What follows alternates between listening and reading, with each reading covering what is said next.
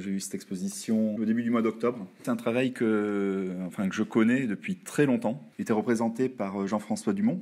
Et en fait, rue Ducos, c'était derrière chez moi. J'étais peut-être en première année étudiant en Beaux-Arts. Et c'est là où j'avais vu la première fois le travail d'Hubert Duprat. Et c'est là que j'avais vu, je pense, les coraux qui sont retenus par les mie de pain. Enfin, c'est une pièce qui m'avait pas mal marqué. Et c'est un travail qui est assez rare de voir dans des institutions françaises. Et ce qui m'a marqué, c'est l'ensemble assez conséquent d'œuvres réunies. Enfin, c'est le fait que ce soit une exposition qui montre un parcours. Alors, il y a beaucoup d'œuvres qui sont marquantes, mais celle qui m'a le plus plu, j'ai envie de dire, c'est l'énorme bloc de pâte à modeler.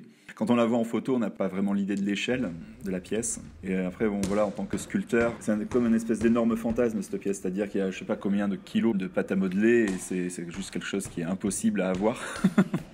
Si ce n'est quand on est artiste, je pense. Et le fait aussi que c'est un matériau que je connais assez bien, mais pour l'avoir acheté dans le commerce, c'est-à-dire sous forme de petits paquets de 100 ou 200 grammes, quoi. C'est un matériau qui est assez vivant et qui continue à travailler malgré les conditions de l'exposition. Ce qui est, je trouve, assez révélateur de la plupart des pièces de Duprat, c'est le fait que, en fait, quotidiennement, les personnes qui sont en charge de l'exposition sont obligées de restaurer la pièce, d'y passer des doigts pour boucher les fissures dues au fait que la matière travaille, etc. Et en fait, dans ce geste, ce qui est assez beau, c'est qu'on comprend un peu le geste que lui, il a pu avoir, dans une situation beaucoup plus archaïque en tout cas. Des personnes qui modèleraient, on imagine, les parois d'une grotte, même si ça se modèle pas vraiment.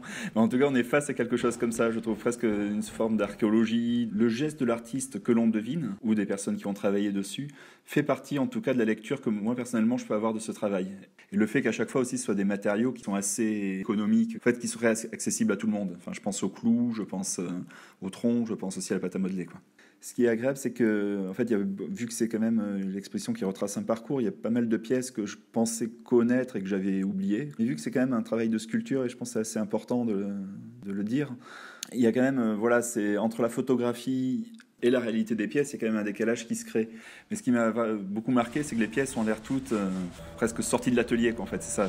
Je pense aussi à la pièce où il tire au fusil, par exemple.